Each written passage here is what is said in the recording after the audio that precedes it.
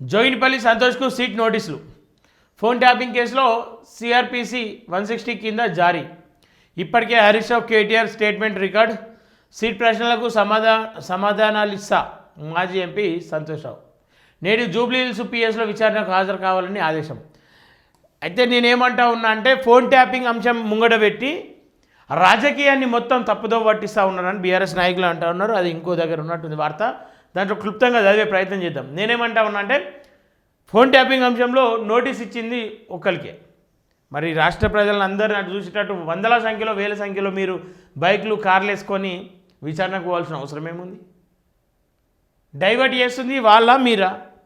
సరే, కాంగ్రెస్ డైవర్ట్ చేసే ప్రయత్నం చేస్తుంది, మీరు డైవర్ట్ కాకండి. హరీష్ రావు వెళ్ళినప్పుడు కేటీఆర్ ఇక్కడ మొత్తం బయట ఉండి కేటీఆర్ నైని బొగ్గు విషయంలో కావచ్చు, సింగరేణి విషయంలో కావచ్చు జరుగుతున్న అక్రమాల మీద మాట్లాడాలి. కేటీఆర్ పోయిన రోజు హరీష్ రావు చూసుకోవాలి, ఇలా సంతోష్ రావు పోయే రోజు మిగతా ఉన్న వాళ్ళు చూసుకోవాలి. ఎందుకని చెప్పేసి మీరు మరి డైవర్ట్ అవుతూ ఉన్నారు, ప్రజలను భారీ ఎత్తున అక్కడ తీసుకెళ్లే ప్రయత్నం చేస్తూ ఉన్నారు.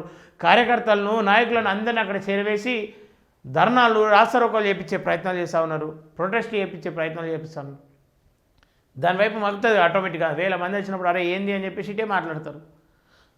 ఓకే, ఫోన్ ట్యాపింగ్ కేసు దర్యాప్తులో భాగంగా బీఆర్ఎస్కి చెందిన మరో కీలక నేత మాజీ ఎంపీ జోగినిపల్లి సంతోష్ రావుకు సెక్షన్ 160 సిఆర్పిసి కింద సిట్ అధికారులు సోమవారం నోటీసులు జారీ చేశారు. నేడు మధ్యాహ్నం 3 గంటలకు జూబ్లీహిల్స్ పోలీస్ స్టేషన్లో విచారణకు హాజరు కావాలని అందులో పేర్కొన్నారు. పంజగుట్ట పోలీస్ స్టేషన్లో నమోదైన ఫోన్ ట్యాపింగ్ కేసు దర్యాప్తు కొనసాగుతున్న నేపథ్యంలో సంబంధిత అంశాలపై వివరాలు సేకరించేందుకు ఈ నోటీసులు ఇచ్చినట్లు సిట్ పేర్కొంది. ఇదే కేసులో ఇప్పటికే పలువురు రాజకీయ నాయకులు, మాజీ ఏఐబి అధికారులు విచారణకు హాజరైన విషయం తెలిసిందే. ఇప్పటికే కేటీఆర్ హరీష్ రావు విచారణ.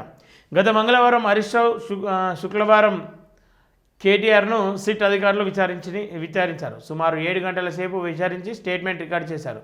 దర్యాప్తులో భాగంగా అవసరమైన సమాచారాన్ని సేకరించేందుకు సిట్ బృందం పలు కోణాల్లో విచారణ జరుపుతున్నది. ఈ క్రమంలోనే మాజీ ఎంపీ సంతోష్ రావుకు సిట్ నోటీసులు ఇవ్వడం ఆసక్తికరంగా మారింది. మంగళవారం మధ్యాహ్నం కల్లా ఆయన బీఆర్ఎస్ పార్టీ ప్రధాన కార్యాలయం నుంచి తెలంగాణ భవన్కు చేరుకుంటారు. అక్కడి నుండి జూబ్లీహిల్స్లోని సిట్ కార్యాలయానికి వెళ్తారని బీఆర్ఎస్ వర్గాలు పేర్కొన్నాయి. కాగా ఈ కేసులో సంతోష్ రావు ఒక్కరినే విచారిస్తారా లేదా మాజీ ముఖ్యమంత్రిని కూడా విచారిస్తారా అనే అనుమానాలు, భయాలు ఏర్పడతా ఉన్నాయి క్లియర్గా. ఇక్కడ నేనేమంటా ఉన్నా అంటే అనుమానాలు, భయాలు ఎందుకు? చేయని తప్పుకు భయపడాల్సిన అవసరం లేదు. ఒకవేళ తప్పు చేస్తే శిక్ష పడాల్సిన అవసరం ఖచ్చితంగా ఉంది. దానికి భయపడ్డా ఏదైనా రాజకీయంగా కొంత దాన్ని జప్యం చేసే ప్రయత్నం చేస్తూ ఉన్నారు. ఎట్టకేలకు రాజకీయంగా కొంత హాట్ టాపిక్గా అయితే మారుతూ ఉంది. సంతోష్ రావు ఎందుకంటే కేసీఆర్కి అతి సన్నిహితంగా ఉండేటువంటి వ్యక్తి. అంటే సంతోష్ రావు పాత్ర ఏ రకంగా ఉంటుందని చెప్పేసి వీళ్ళు భావిస్తూ ఉన్నారు అనేది కూడా కొంత అనుమానాలు రేకెత్తిస్తూ ఉంది. గతంలో మంత్రి పదవి లేదు, ఏం లేదు, కేవలం ఆయన ఒక ఎంపీ, కేసీఆర్కు దగ్గర ఉండటమే దీనికి కారణమా అనే ఆలోచన కూడా క్లియర్గా అనిపిస్తూ ఉంది.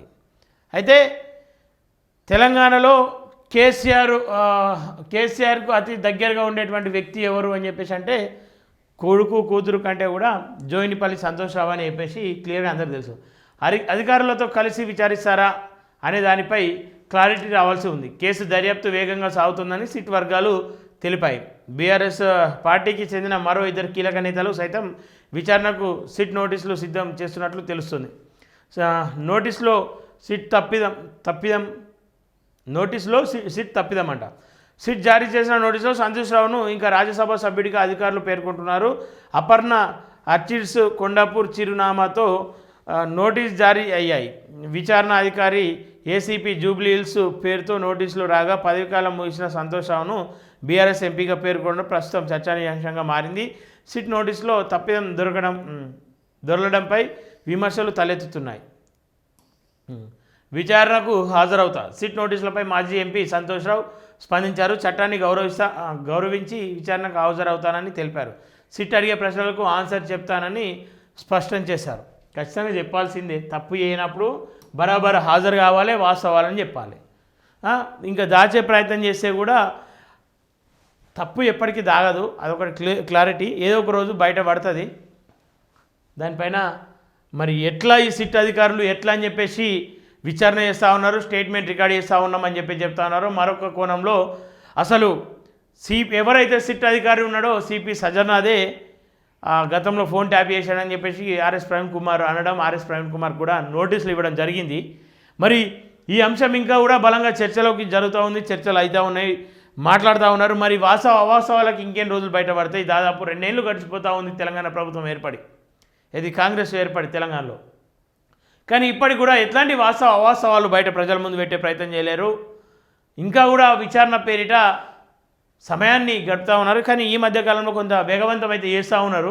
మరి చూడాలి, ఏదైనా వాస్తవాలు బయటపడతాయా, లేదంటే నిజంగానే రాజకీయ కోణంలో ఇవి చేస్తూ ఉన్నారా, లేదంటే వాస్తవాలు బయటపడ్డప్పటికి కూడా ఏదైనా లోపాయకార ఒప్పందాల వల్ల దీన్ని క్లోజ్ చేసుకుంటారా అనేది చాలా చర్చగా మారుతూ ఉంది.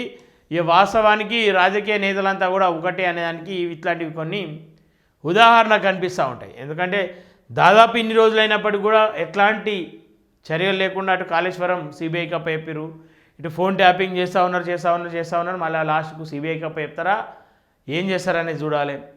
ఇట్లాంటి అంశాలు కూడా కొంత సెన్సిటివ్గా ప్రజలు చూస్తూ ఉన్నారు. వీళ్ళకు చేత అయితే లేదా సిబిఐకి అప్పచెప్పారు, మరి సిబిఐ పైన ఫోర్స్ చేయలేరు, అటు బీజేపీ సపోర్ట్ ఎత్తలేదు. కాళేశ్వరంలో లోపాయకార ఒప్పందాలు జరిగిపోయినాయి అని క్లియర్ అర్థమవుతా ఉంది.